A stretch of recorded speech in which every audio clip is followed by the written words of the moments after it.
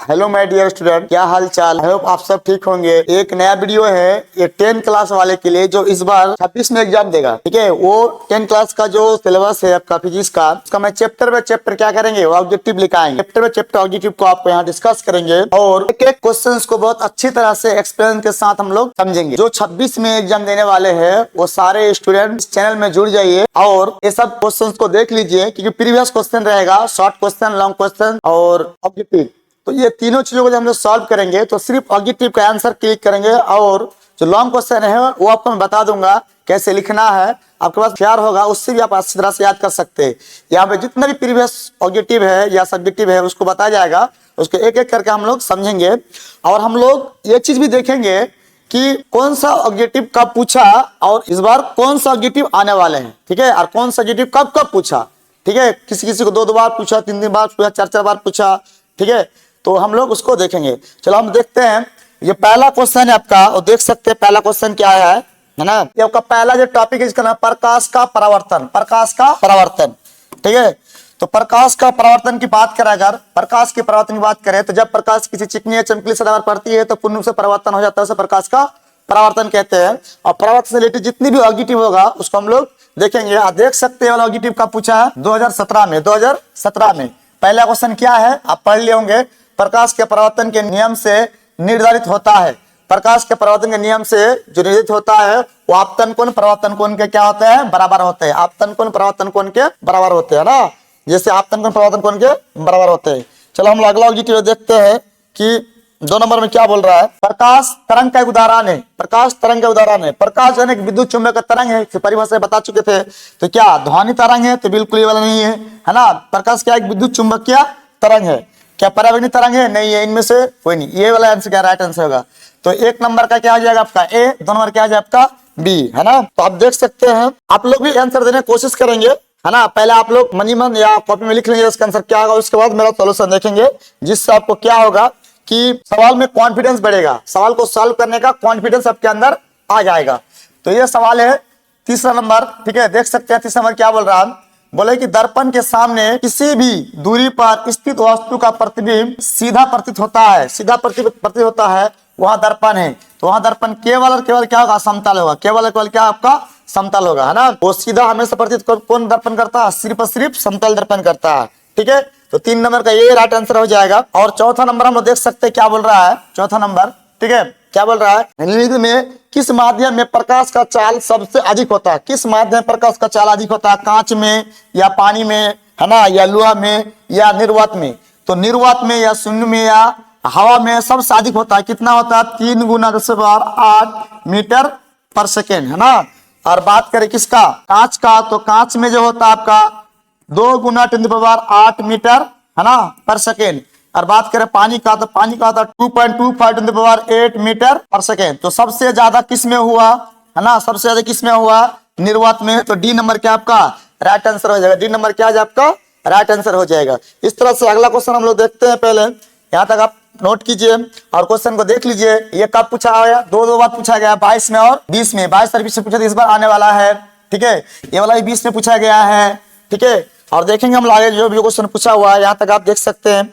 फिर चलो हम लोग अगला क्वेश्चन को देखते हैं। अगला क्वेश्चन क्या कह रहा है, थोड़ा सा अच्छी तरह पढ़ लिया कीजिए क्वेश्चन को, तब आपको समझ में आ जाएगा, है ना। अच्छी तरह से जब तक नहीं पढ़ेंगे तो तब फिर आपको क्वेश्चन को सही समझ में आएगा नहीं, है ना। तो यहाँ पे क्या बोल रहा है क्वेश्चन, प्रकाश की किरणें गमन करती है। प्रकाश की किरणें गमन करती है ना। तो किस रेखा में, सीधी रेखा में, है ना, या टेढ़ी रेखा में, है ना, या किसी भी दिशा में, या इनमें से कोई नहीं। प्रकाश जो गमन करती है बिल्कुल क्या करती है, सीधी रेखा में। परावर्तन या अपवर्तन के बाद ही वो कहीं ना कहीं बिखरती है, या परकीनन के बाद ही बिखरती है। लेकिन प्रकाश मूल रूप से वो सीधी रेखा में गमन करती है। और गमन पथ की जो दिशा होगा उसे हम लोग क्या कहते हैं, किरण कहते हैं। ठीक है, अब यहाँ देख सकते हैं कितनी बार पूछा, 25 में पूछा, 17 में पूछा, 20 में पूछा। तो ये आपको इस बार के लिए बीबीआई नहीं, पहले बीबीआई था। ठीक, तो फिर भी उसको दिखा दे। तो 6 नंबर का क्वेश्चन क्या बोल रहा है ना। तेल लगा कागज होता है पारदर्शक या अपारदर्शक, है ना, या पारभासी, या इनमें से कोई नहीं, पारभासी होता है। ठीक है, तेल लगा हुआ कागज जो है ना, प्रकाश के कुछ ही अंश को क्या कर पाएगा, पार कर पाएगा। और जब कुछ ही अंश को पार कर पाएंगे तो उसे हम लोग पारभासी बोलेंगे। और प्रकाश पूर्ण रूप से आर पार कर जाएंगे तो उसे हम लोग पारदर्शी बोलेंगे। ठीक है, यहाँ पे क्या बोला, तेल लगा हुआ कागज, तेल लगा कागज जो होगा एक पारभासी होगा। ठीक है, एक क्या होगा आपका पारभासी होगा। इस तरह से आप ये भी देख सकते हैं 7 नंबर क्वेश्चन क्या बोल रहा है, प्रकाश के परावर्तन के नियम कितना है। देखो कितनी बार पूछेगा सवाल है, 24 में पूछा, 15 में पूछा, ठीक है, 15 में 2 शिफ्ट होता है, 15 ए और बी दोनों में पूछा, 20 में पूछा, 21 में पूछा। अब इस बार तो आना तय है, याद कर लीजिएगा। ठीक है, प्रकाश के परावर्तन कितना नियम है, 2 नियम है। प्रकाश परावर्तन कितना नियम है, 2 नियम है। ठीक, अब 8 नंबर क्वेश्चन क्या कर देख सकते हैं, समतल दर्पण द्वारा बना प्रतिबिंब होता है। देखो कितनी बार पूछेगा सवाल, इसको देख सकते हैं ना, 23 पे पूछा, इस बार पूछने वाला है। ठीक, तो समतल दर्पण द्वारा बना प्रतिबिंब होता है, क्या होता है, समतल दर्पण द्वारा प्रतिबिंब हमेशा क्या होता है, काल्पनिक होता है। काल्पनिक होता है और वास्तु के बराबरी होता है, वास्तु के बराबर। बी नंबर क्या आ जाएगा इसका, राइट आंसर हो जाएगा। बी नंबर क्या आ जाएगा इसका, राइट आंसर। ठीक है, चलो 8 नंबर हम लोग क्वेश्चन देख रहे हैं। 8 नंबर क्वेश्चन कितनी भी है क्वेश्चन आप देख सकते हैं। ठीक है, समतल दर्पण द्वारा बना प्रतिबिंब हमेशा होता है, तो समतल दर्पण बना प्रतिबिंब हमेशा होता है, वो क्या होता है, वो काल्पनिक होता है। बी नंबर इसका राइट आंसर हो जाएगा। 9 नंबर क्वेश्चन कितना भी है देख सकते हैं। ठीक है, एक अभिसारी किरण पुंज समतल दर्पण पर है ना आपतित होती है, तो परावर्तित किरणें पुंज क्या होगा। समतल दर्पण पर आपतित होती है तो परावर्तित किरण पुंज क्या होगा, है ना, तो ये अभिसारी किरण पुंज होगा। ये क्या आपका अभिसारी किरण पुंज होगा। ठीक है, चलिए 10 नंबर क्या बोल रहा है, इस समतल दर्पण द्वारा आवर्धन होता है। एक बात याद रखिएगा, समतल दर्पण 2023 से पूछे क्वेश्चन, ये समतल दर्पण हमेशा प्रतिबिंब क्या बनाती है, काल्पनिक बनाती है और वास्तु के बराबरी बनाती है और सीधा बनाती है। काल्पनिक बनाती है और वास्तु का बराबरी बनाती है। जैसे ये कोई वास्तु अगर रखते हैं h ऊंचाई का, है ना, तो ये जो बनाएगा ये क्या बनाया, काल्पनिक बनाएगा, तो ऊपर ये भी क्या होगा, h ऊंचाई होगा।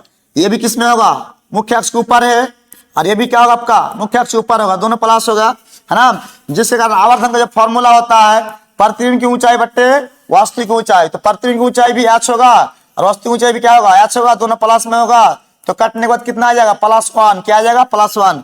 तो ये बात याद रख लीजिएगा, समतल दर्पण द्वारा आवर्धित प्रतिबिंब हमेशा क्या होगा, +1 आएगा। ये क्या कौन सा आंसर सही होगा इसका, ए नंबर राइट आंसर होगा। ठीक है, और एक बात याद रखो, समतल दर्पण द्वारा प्रतिबिंब हमेशा काल्पनिक होता है, सीधा होता है, हमेशा काल्पनिक होता है, सीधा होता है और वास्तु के बराबरी होता है, जिसके कारण क्या आया, +1 आया। ठीक है, क्योंकि वास्तु और प्रतिबिंब ऊंचाई बराबर आया था, कट के कितना आएगा, 1 आया। 11 नंबर से देखो क्या बोल रहा है ना, एक प्रकाश किरणें समतल दर्पण पर लंबवत आपतित होती है तो परावर्तन कोण कितना होगा। क्या बोल रहा है कि एक समतल दर्पण पर क्या कर रहा है, लंबवत आपतित होती है तो परावर्तन कोण, है ना, तो इसका परावर्तन कोण कितना होगा, जरा आप सोच के बताइए, है ना। 11 नंबर, तब हम इसका आंसर दे रहे हैं। आप पहले सोच के उसको बताइए, फिर हम 11 नंबर का आंसर दे रहे।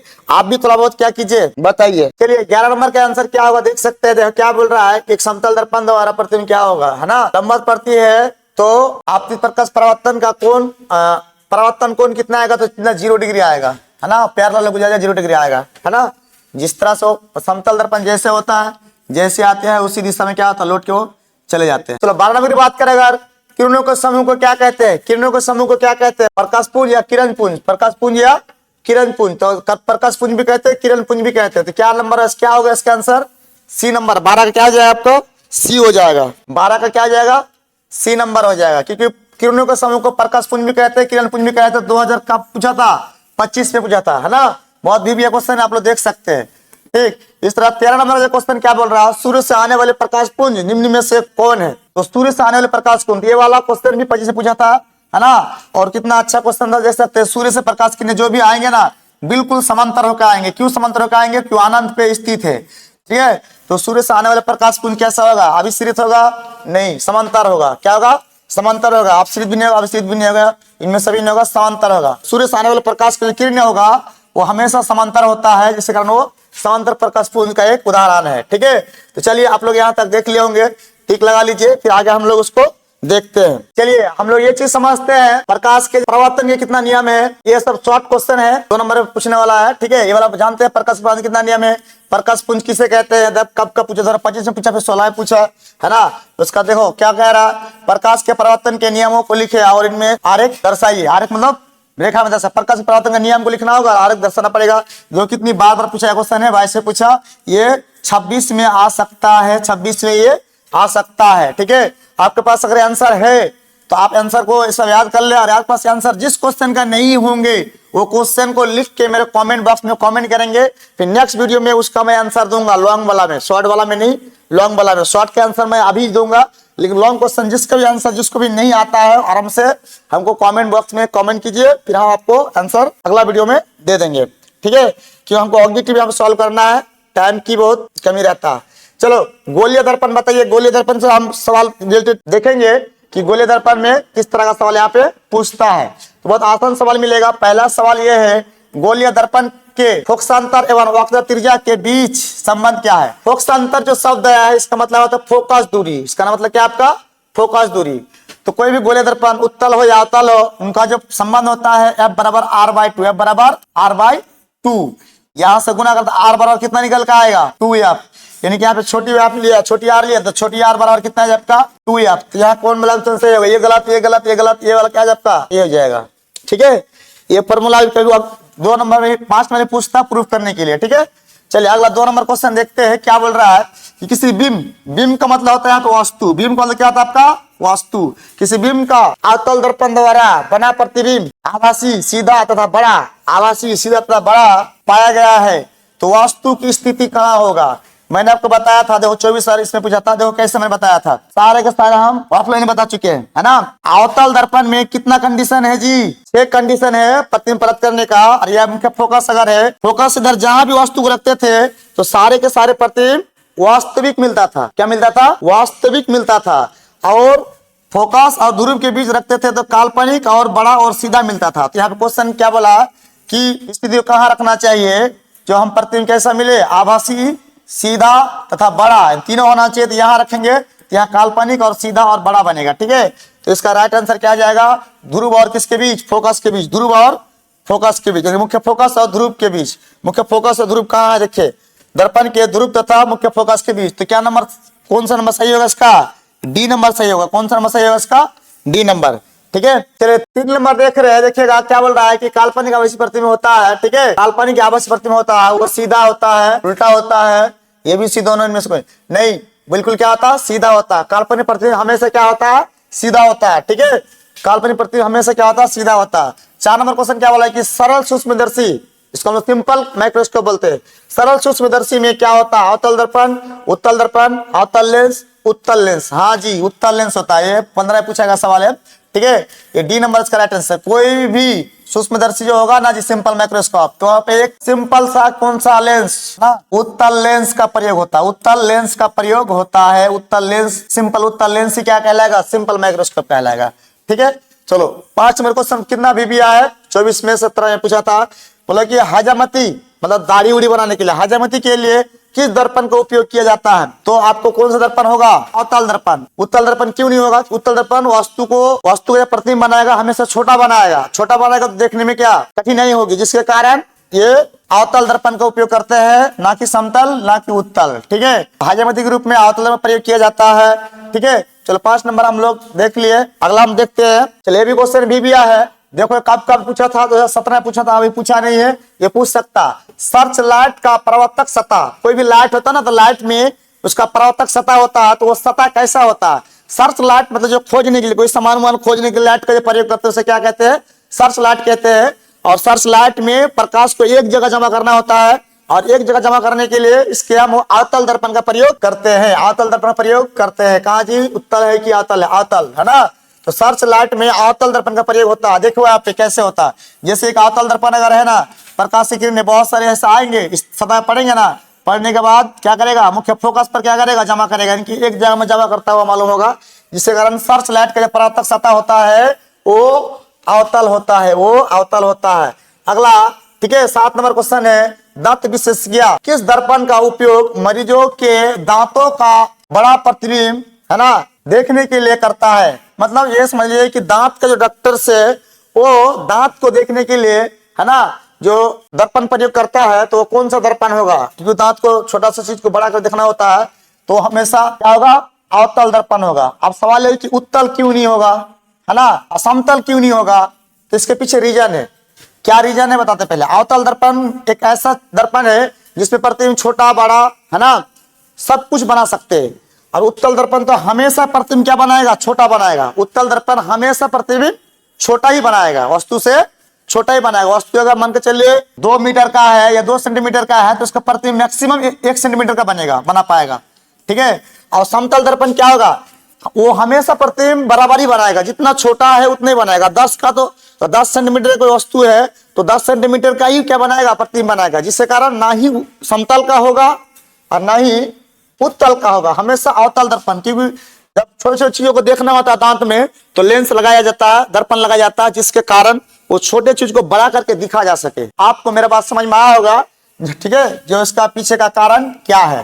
ठीक, तो चलिए हम लोग आगे और देखते हैं 8 नंबर क्वेश्चन। प्रयोग में अवतल दर्पण द्वारा किसी बिंबित वस्तु का प्रतिबिंब एक पर्दे पर प्राप्त किया जाता है। ठीक है, तो दर्पण की फोकस दूरी की निर्धारित करने के लिए प्रयोगकर्ता जो प्रयोग करने वाले है ना, प्रयोगकर्ता को मापने की जरूरत पड़ेगा। तो क्या चीज का मापने की जरूरत पड़ेगा, दर्पण तथा पर्दे के बीच का दूरी, दर्पण तथा बिंब के बीच का दूरी, है ना, ए और बी दोनों, इनमें से कोई नहीं। तो इसमें आंसर ए नंबर सही होगा। ठीक है, ए नंबर से आंसर क्या होगा, सही होगा दर्पण। एक नंबर से क्या जाए इसका राइट आंसर होगा। ठीक है, अब ये क्या कह रहा है, यदि किसी बिंब के प्रतिबिंब का आवर्धन ऋणात्मक हो तो उसका प्रतिबिंब की प्रकृति कैसा होगा।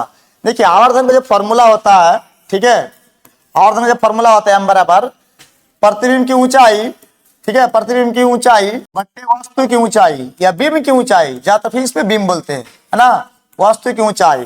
तो बोल रहा है प्रतिबिंब, क्या बोल रहा है, प्रतिबिंब अगर आवर्धन ऋणात्मक है, आवर्धन ऋणात्मक मतलब, ठीक है, आवर्धन ऋणात्मक मतलब देखो ये अवतल दर्पण अगर है, यहाँ पे कोई वस्तु रखा गया इस तरह से चल रही है, तो ये हो गया इसका वस्तु, इसका प्रतिबिंब, है ना। तो ऊपर मापी की दूरी क्या आ जाएगा प्लस, और नीचे मापी की दूरी क्या आ जाएगा, मुख्य अक्ष नीचे मापी की दूरी क्या आ जाएगा माइनस। तो क्या होगा, ये प्रतिबिंब बता सकते हैं ऋणात्मक है।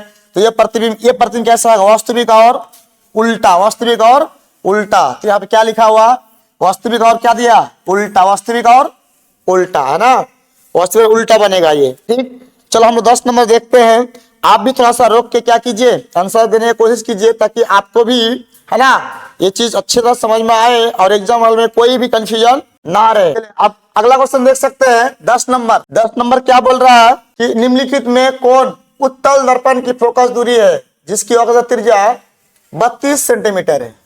ठीक है, दर्पण कौन सा है, उत्तल। ठीक है, अब औसत त्रिज्या 32 सेंटीमीटर है, उसको फोकस दूरी मांगे, यानी कि आर का वैल्यू दिया हुआ, किसका वैल्यू दिया हुआ, आर का वैल्यू दिया हुआ, औसत त्रिज्या मतलब आर 32 सेंटीमीटर, तो माइनस में होगा ऑलरेडी। ठीक है, कि उत्तल दर्पण का जो फोकस दूरी होता है, औसत त्रिज्या होता है, हमेशा माइनस में होता है। तो एफ ज्ञात करना, तो एफ का फॉर्मूला क्या आता है, एफ बराबर आर बाई, एफ बराबर क्या आता है आपका आर बाई 2, एफ बराबर आर बाई 2 होता है। ठीक है, तो -32 बट्टी कितना आ जाएगा 2, कटाया कितना आ जाएगा 16 दूना 32, कितना आ जाएगा 16, -16 प्लस 16 नहीं -16, तो डी नंबर क्या आ जाएगा 16 से -16, -16 सेंटीमीटर। ये आपका क्या आएगा, डी नंबर राइट आंसर आ जाएगा। 11 नंबर क्वेश्चन अगर देख सकते हैं, किसी दर्पण का उपयोग पश्च दृश्य दर्पण के रूप में देखने में क्या आता है, पीछे का चीजों को देखने के लिए किस दर्पण के साइड मिरर बोलते हैं, पीछे का चीजों को देखने के लिए किस दर्पण का प्रयोग करते हैं, और उसको हम साइड मिरर बोलते हैं। साइड में जो गाड़ी में इसमें जो दर्पण लगा रहता है वो कौन सा मिरर होता है, तो वो एक प्रकार का ये जो ना उत्तल मिरर, उत्तल दर्पण होता है। ठीक है, अवतल उत्तल होता है। ठीक है, नहीं कार्तिया है ना परिपाटी, जिसको हम चिन्ह परिपाटी बोलते हैं, के अनुसार दर्पण के सामने रखे गए बिंब मतलब वस्तु ली गई दूरी होती है। मतलब कोई अगर दर्पण अगर है ना, तो चिन्ह परिपाटी के अनुसार कितना क्वेश्चन घुमाया, लेकिन बस बात वही है। ठीक है, कह रहा है कि कोई अगर चिन्ह परिपाटी के अनुसार किसी दर्पण का जो है ना बिंब यानी कि वास्तु दूरी है ना, वास्तु दूरी के यू क्या होगा, मैंने बताया था कि दर्पण उत्तल या अतल है ना, दोनों में जो वास्तु दूरी आएगा वो नेगेटिव आएगा, क्या आएगा, नेगेटिव आएगा। ठीक है, बिंब मतलब दूरी, बिंब दूरी मतलब वास्तु दूरी का मान क्या आएगा, नेगेटिव है, किसके अनुसार, चिन्ह परिपाटी के अनुसार। चलो 13 नंबर क्वेश्चन क्या कह रहा है, इसको आप देख सकते हैं, निम्नलिखित में से किस दर्पण की फोकस दूरी धनात्मक होती है, निम्नलिखित में से किस दर्पण की फोकस दूरी क्या होती है, धनात्मक होती है ना। तो बताइए, समतल, उत्तल और यहाँ पे क्या बोल रहा है, अवतल और सभी। सबसे पहली बात है, इसका जो फोकस दूरी होता है ना जी, है ना, इसका फोकस दूरी अनंत होता है। ठीक है, अवतल का तो क्या होगा, माइनस में होगा। ठीक है, कौन बचा अभी, उत्तल बचा, तो उत्तल का जो फोकस दूरी है क्या आपका, धनात्मक होगा। ठीक है, कभी ये पूछेगा समतल दर्पण की फोकस दूरी कितना होती है, तो अनंत होती है। अनंत क्यों होते है बताएंगे, उसका त्रिज्या 0 से अनंत होगा। ठीक है, चलिए अब हम लोग 13 नंबर तो हो गया, अब 14 नंबर देख रहे हैं। चलिए 14 नंबर क्या कह रहा है, किसी कार के अग्रदीप, आगे वाला जो लाइट होता आगे मतलब आगे वाला लाइट, इसको हेडलाइट बोलते हैं, में प्रयुक्त दर्पण निम्नलिखित में से कौन है। देखो 25 से पूछा गया सवाल है और 20 से पूछा गया था, 5 साल के बाद रिपीट हुआ है, ठीक है। तो आगदीप में इनके हेडलाइट में जो प्रयोग होता है वो अवतल दर्पण का प्रयोग होता है, उत्तल नहीं। उत्तल दर्पण क्या करता है, प्रकाश को फैलाता है, और ये गली वाला जो लाइट होता है ना, स्ट्रीट लाइट जिसको बोलते हैं, गली वाला जो लाइट होता है, गली में लगा रहता है, रोड में लगा रहता है, उस लाइट में उत्तल दर्पण प्रयोग होता है। बाकी अग्र वाला दीप में, अग्र वाला लाइट में, गाड़ी के हेडलाइट में, है ना, अवतल दर्पण का प्रयोग होता है। चलिए 15 नंबर क्वेश्चन क्या कह रहा है कि समतल दर्पण की फोकस दूरी होती है, ये पूछ दिया पीछे वाला, देखो बताया था, समतल दर्पण की फोकस दूरी क्या होती है ना। तो समतल दर्पण में फोकस दूरी क्या होती है, अनंत होती है ना, इनफिनिट होती है, ठीक है। ये 22 में पूछा था, इस बार पूछने वाला है, ठीक। समतल दर्पण की फोकस दूरी क्या होती है, अनंत होती है, इनफिनिट होती है। ये क्योंकि देखो उसका कोई त्रिज्या ही नहीं होता, त्रिज्या ऐसा होता है ना, तो ये वाला त्रिज्या होगा गोला भाग का, अब उसको सीधा कर देगा तो इसका त्रिज्या कितना आ जाएगा जी, नहीं होगा, जीरो, मतलब ये वाला पॉइंट, ये वाला यहाँ जीरो आ जाएगा। जब त्रिज्या जीरो हो जाएगा तो हम लोग फॉर्मूला क्या बनेगा, बराबर r/2, तो उससे लिखा जाएगा तो क्या निकल के आएगा, अनंत आएगा। मतलब इसका त्रिज्या देखो, इसका त्रिज्या नहीं ना होगा, त्रिज्या इसका अनंत हो सकता है ना। तो चलिए समतल दर्पण का फोकस दूरी होती है, अनंत होती है। 16 नंबर क्वेश्चन क्या करें कि अवतल दर्पण के सामने वस्तु को कहाँ रखा जाए ताकि प्रतिबिंब उल्टा, वास्तविक और समान आकार का बने, ठीक है। अवतल दर्पण में वस्तु को कहाँ रखा जाए, है ना, अवतल दर्पण वस्तु को कहाँ रखा जाए, प्रतिबिंब उल्टा भी बने, समान आकार का बने और वस्तु के बराबर बने। तो ये वक्रता केंद्र इनके सी पर वक्रता केंद्र पर इनके सी पर, है ना, ऑप्शन नंबर सी सही है। वक्रता केंद्र इनके सी पर रखेंगे तो आपका जो प्रतिबिंब होगा हमेशा वस्तु के बराबर आएगा और उल्टा होगा, है ना। तो इस दर्पण में, अवतल दर्पण में ये पढ़ा चुके हैं। अगला 17 नंबर क्वेश्चन है कि दाढ़ी बनाने के लिए कौन सा दर्पण का प्रयोग होता है। तो कितनी बार क्वेश्चन को पूछा है, ठीक है, कितनी बार क्वेश्चन को पूछा, आप लोग देखिए बहुत अच्छी तरह से। दाढ़ी बनाने के लिए कौन सा दर्पण का प्रयोग होता है ना। तो दाढ़ी बनाने के लिए जो हम लोग प्रयोग करते हैं वो दर्पण जो होगा उत्तल दर्पण होता है। कौन सा दर्पण होता है, उत्तल दर्पण। चलिए आगे आप लोग देख सकते हैं, है ना, हम लोग 17 नंबर तो बनाए, अब 18 नंबर बनाएंगे, ठीक है। 18 नंबर क्या कह रहा है देखिए, इस अवतल दर्पण की फोकस दूरी f है और उसकी वक्रता त्रिज्या r है, तो निम्नलिखित में कौन सा संबंध है, वही f बराबर r/2, f बराबर, है ना, f बराबर क्या होगा आपका r/2, यहां से क्रॉस गुना कर लेंगे तो क्या आ जाएगा, r बराबर 2f, r बराबर क्या आ जाएगा आपका 2f। तो बी नंबर क्या आ जाएगा, सही आंसर हो जाएगा। 19 नंबर देखते हैं, उत्तल दर्पण में बना काल्पनिक प्रतिबिंब होता है, उत्तल दर्पण में बना काल्पनिक प्रतिबिंब होता है, ठीक है। सीधा आवर्धित नहीं, सीधा और छोटा होता है, मैंने बताया था सीधा और छोटा होता है, ठीक है। उल्टा और आवर्धित नहीं, इनमें से कोई नहीं, मतलब ये वाला right answer, C number right answer होगा। 20 नंबर देख सकते हैं, किस दर्पण से हमेशा वास्तु से छोटा प्रतिबिंब प्राप्त होता है, किस दर्पण से, है ना, हमेशा वास्तु से छोटा प्रतिबिंब प्राप्त होता है, छोटा, है ना। तो बताइए, अवतल में तो बड़ा छोटा सब बनता है, क्योंकि अनंत पे रखेंगे तो फोकस पे होगा तो अनंत पे, जब अनंत पे रखते हैं प्रतिबिंब छोटा बनता है, फोकस पे तो सबसे बड़ा बनता है ना। और ये जो उत्तल दर्पण है हमेशा छोटा बनाएगा, ये जो समतल दर्पण है ये हमेशा प्रतिबिंब वस्तु के बराबर ही बनाएगा। तो आपके हिसाब से कौन आंसर होना चाहिए, आपको बात समझ में आ गया होगा, ठीक है। ये बी, ए नंबर राइट आंसर होगा, उत्तल दर्पण। उत्तल दर्पण हमेशा क्या बनाता है, प्रतिबिंब छोटा बनाता है और काल्पनिक बनाता है, ठीक है, छोटा बनाता है, हमेशा क्या बनाता है, वो छोटा बनाता है। 25 ने पूछा था, 22 ने पूछा था, ठीक है। अब हमको ये बताइए 21 नंबर का सवाल क्या कर रहा है, अवतल दर्पण की फोकस दूरी होती है, ठीक है। अवतल दर्पण की फोकस दूरी हमेशा क्या होता है, ऋणात्मक होता है। इसका क्वेश्चन बिल्कुल छूटना नहीं चाहिए। देखो कितनी बार बार पूछेगा क्वेश्चन है, बहुत क्वेश्चन रिपीट होता है बाबू, देख लो ध्यान से, ताकि आपका एग्जाम में जो है ना बहुत अच्छा से अच्छा मार्क्स उठा पाया ना, क्योंकि ये क्वेश्चन जो रिपीट होता है ना, ठीक है। तो जो क्वेश्चन आपको 25 में पूछ लिया है उसको छोड़ के बाकी जो भी 24 ने पूछा, 22 ने पूछा, 23 ने पूछा, 21 ने पूछा, 22 सबको देख लीजिए, सिर्फ 25 वाला को लगभग छोड़ दीजिए, बाकी सबको देखिए, बहुत सारा क्वेश्चन तो रिपीट भी हो जाता है, ठीक है।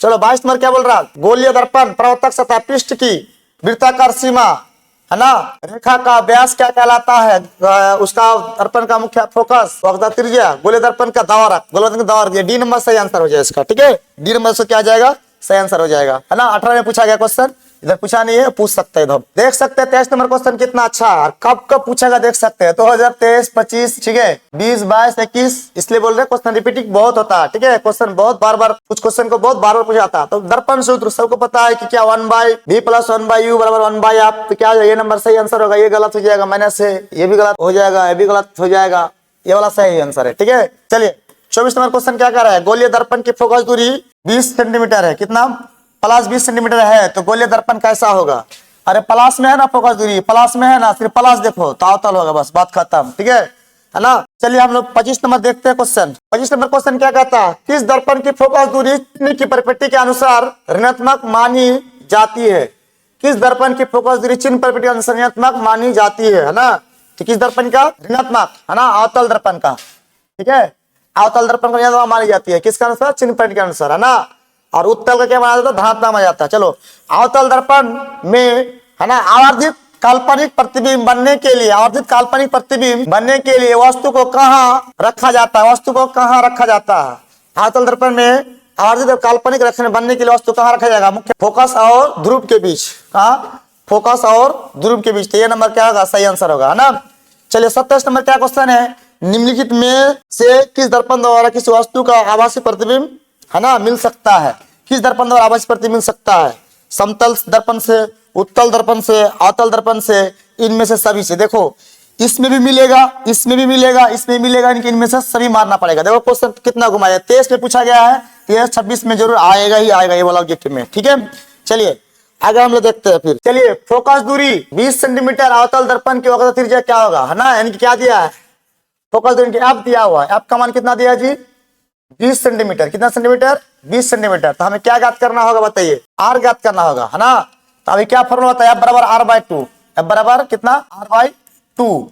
आर एफ का वैल्यू कितना आ गया 20, है ना, और आर बट्टे क्या आएगा 2, ऐसे गुना करेंगे तो 20 दूना 40 हो जाएगा। ठीक है, तो क्या आ जाएगा, -40 सेंटीमीटर कहाँ मिलेगा, सी नंबर। हालांकि अब चिन्ह पर भी नहीं दिया है, यहाँ माइनस तो यहाँ माइनस देना चाहिए था, तो क्या लगा, सी नंबर क्या राइट आंसर होगा। चलो 29 नंबर का सवाल क्या बोल रहा है, आंख, नाक, गला के चिकित्सा द्वारा उपयोग में लाए जाने वाले दर्पण का नाम बताइए। वो क्या होगा, अवतल होगा। वो क्या होगा, अवतल होगा, है ना। वो क्या होगा जी, अवतल होगा। ठीक, इस तरह से बात करें, उत्तल दर्पण में आवर्धन का महत्तम मान 1/2 होता है। उत्तल दर्पण में आवर्धन का महत्तम मान 1/2 होता है। ठीक है, कि हमेशा छोटा होता है इसका प्रतिबिंब। मान लेते हैं कोई वस्तु, प्रतिबिंब की ऊंचाई x, वस्तु की ऊंचाई 2x, तो कटने के बाद क्या आ जाएगा, 1/2 आ जाएगा। ठीक है, आवर्धन का फॉर्मूला आता है प्रतिबिंब की ऊंचाई बट्टे वस्तु की ऊंचाई। अवतल लेंस द्वारा प्रतिबिंब होता है छोटा, सीधा, आभासी। ये दर्पण वाला सवाल है। ठीक है, यहाँ पे क्या बोलना होगा, अवतल दर्पण होना चाहिए था। यहाँ पे दर्पण वाला सवाल, अवतल दर्पण होना चाहिए था, तब इसका आंसर क्या आएगा, डी आएगा, है ना। तब इसका आंसर क्या आएगा, डी आएगा। और अवतल दर्पण होता तो प्रतिबिंब छोटा भी बनता है, सीधा भी बनता है, आभासी बनता है, इनमें से सभी बनता है। ये आपका सही है। यहाँ पे दर्पण जगह क्या क्या कर दिया, मिस कर दिया ये, है ना। यहाँ पे क्या होना चाहिए था, अवतल दर्पण होना चाहिए था। ठीक, चलो फिर हम 32 नंबर क्वेश्चन देखते हैं। चलिए आप देख सकते हैं 32 नंबर क्वेश्चन क्या बोल रहा है। 32 नंबर क्वेश्चन थोड़ा पढ़ के आप लोग बताइए क्या बोल रहा है और कैसे होगा। अवतल दर्पण का निचला आधा भाग, है ना, निचला आधा भाग टूट जाए तो प्रतिबिंब कैसा होगा, कम तीव्रता वाली बनेगी। प्रतिबिंब क्या हो जाएगा, उसका कम चमकीला हो जाएगा, तीव्रता इसकी इंटेंसिटी क्या आ जाएगा, घट जाएगा। इंटेंसिटी क्या आ जाएगा, इसका घट जाएगा, है ना। और आगे बात करें हम लोग 33 नंबर का, तो फोकस दूरी 10 सेंटीमीटर वाले अवतल दर्पण का उत्पन्न आवर्धन धनात्मक होगा तो, ठीक है, वास्तु दूरी क्या होगा, तो वास्तु दूरी क्या होगा। देखिए जब आवर्धन का मान धनात्मक होगा तो प्रतिबिंब क्या होगा, काल्पनिक होगा। और अवतल दर्पण में काल्पनिक प्रतिबिंब एक ही स्थिति प्राप्त होता है ना। उस समय ध्रुव और किसके बीच, ये फोकस के बीच को वस्तु को रखा जाता है, ध्रुव और फोकस के बीच वस्तु को रखा जाता है। अगर फोकस दूरी 10 अगर है, फोकस दूरी कितना बोला है, 10 सेंटीमीटर है, तो आपका जो वास्तु दूरी होगा यानी कि यू का जो मान आएगा, यू का जो मान आएगा 10 से कम ही होगा। 10 से कम मतलब 9 भी हो सकता है, 8 भी हो सकता है, 7 भी हो सकता है, 10 से कम ही होगा। यानी कि क्या बोला, 10 से अधिक है तो नहीं होगा, 20 से अधिक है भी नहीं होगा, क्या होगा 10 से कम। ये सी नंबर राइट आंसर हो जाएगा। क्या number, C number right answer हो जाएगा। 34 नंबर सवाल क्या कह रहा है कि फोकस से ध्रुव की ओर जाने पर, फोकस से ध्रुव की ओर जाने पर अवतल दर्पण में आवर्धन का मान, फोकस से ध्रुव की ओर जाने पर अवतल दर्पण में आवर्धन का मान, फोकस से ध्रुव की ओर जाएंगे ना तो आवर्धन का मान क्या जाए, बढ़ेगा। यहाँ देखो जैसे फोकस से, फोकस पे रखेंगे ना, अच्छा फोकस पे रखेंगे तो प्रतिबिंब कैसा बनेगा, कहाँ बनेगा, अनंत पर बनेगा, बहुत बड़ा बनेगा।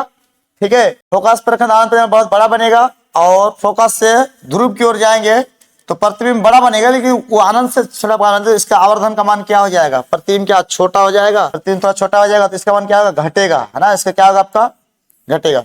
चलो 5 नंबर देख सकते सवाल क्या है, एक अवतल दर्पण के प्रधान अक्ष पर चलती चींटी का, है ना, चलती चींटी का प्रतिबिंब सीधा है तथा बढ़ता जा रहा है, सीधा है तथा बढ़ता जा रहा है ना। तो चींटी की गति की दिशा बताइए, चींटी की गति की दिशा बताना पड़ेगा, है ना। देखो क्वेश्चन कितना आपको किया, कब पूछा, ये 24 में पूछा, है ना। देख लीजिएगा, ये क्या पता आपको इसमें पूछ दे, है ना, 26 में फिर पूछ दे। तो चलिए हम लोग क्या देखते हैं, 35 नंबर का क्वेश्चन क्या बोल रहा है। कह रहा है कि देखिए एक अवतल दर्पण का एक मुख्य अक्ष है ना, इसको समझ सकते हैं, ये अवतल दर्पण है, इसका मुख्य अक्ष में एक चिमटी है ना, चिमटी है। तो उसका प्रतिबिंब क्या हो रहा है, प्रतिबिंब बिल्कुल क्या आपका सीधा तथा बढ़ता जा रहा है। तो चिमटी की गति बताइए, यानी कि मान के चलिए ये मुख्य अक्ष है, यहाँ पे फोकस है, और यहाँ पे जब रहेगा चिमटी जब यहाँ पे रहेगा तब क्या बनेगा, प्रतिबिंब सीधा बनेगा। ठीक है, प्रतिबिंब क्या बनेगा, सीधा बनेगा। प्रतिबिंब जब सीधा बनेगा तो एक बात बताइए, ठीक है, प्रतिबिंब सीधा बनेगा, है ना, तो उसका चिमटी का गति किधर होगा, तो चिमटी किधर जाएगा, और प्रतिबिंब का जो ना बढ़ता भी जाएगा, बढ़ता जाएगा, तो चिमटी का गति किधर होगा बताइए, यानी कि फोकस से ध्रुव की ओर। कहाँ आंसर होना चाहिए, ठीक है, फोकस से ध्रुव की ओर। तो बी नंबर क्या जाए आपका राइट आंसर हो जाएगा, बी नंबर क्या जाए आपका राइट आंसर। 26 में क्या बोल रहा है कि अवतल दर्पण किस प्रकार का दर्पण है, ठीक है, आपसाई दर्पण है, अभिसाई दर्पण है, या अभिसाई तथा आपसाई दोनों है, इनमें से कोई नहीं, आपसाई। ठीक है, अवतल दर्पण का हम लोग आपसाई दर्पण कहते हैं। क्यों कहते हैं कि अवतल दर्पण के मुख्य अक्ष के सभी समांतर आपतित किरणें परावर्तन के बाद मुख्य फोकस पर अभिसरित होती है, इसलिए इसको आपसाई दर्पण कहते हैं। ठीक है, तो यहाँ तक आपका जितना ऑब्जेक्टिव होता है दर्पण से रिलेटेड खत्म होता है। फिर नेक्स्ट क्लास में हम लोग परावर्तन के बारे में चर्चा करेंगे। अभी हम लोग जो इसका लॉन्ग क्वेश्चन है उसको थोड़ा बहुत देख लेते हैं, है ना। हम आंसर तो नहीं बताएंगे, अगर आपके पास आंसर नहीं होगा तो हमको बताएंगे कमेंट में, हम जरूर आपका आंसर देंगे। यहाँ पे क्या बोल रहा है कि गोलीय दर्पण वक्र त्रिज्या 20 सेंटीमीटर है, तो इसके उपयोग, इसका फोकस अंतर क्या होगा, मतलब आर दिया हुआ, फोकस दूरी ज्ञात करना है। 2 नंबर 24 से पूछा, देख सकते हैं ना। बोला कि अवतल दर्पण के सामने किसी वस्तु को कहाँ रखने पर प्रतिबिंब समान साइज का बनता है, तो वो कहाँ जाता है, वक्रता केंद्र पर बनता है। ठीक है, इसे 2 नंबर का क्वेश्चन पूछता है। ठीक, किस दर्पण में केवल काल्पनिक प्रतिबिंब बनता है, वो समतल दर्पण 2015 पूछा था, देख सकते हैं। ठीक है, मोटर गाड़ी चला के सामने कौन सी दर्पण लगा रहता है, मोटर गाड़ी चला के सामने कौन सा दर्पण लगा रहता है, ये सब क्वेश्चन आप देखिएगा, नहीं होगा तो हम आपको बता देंगे लास्ट में। ठीक है, ये तो अगला क्वेश्चन क्या बोल रहा है, अवतल दर्पण का 2 उपयोग लिखिए, बता सकते हैं ना।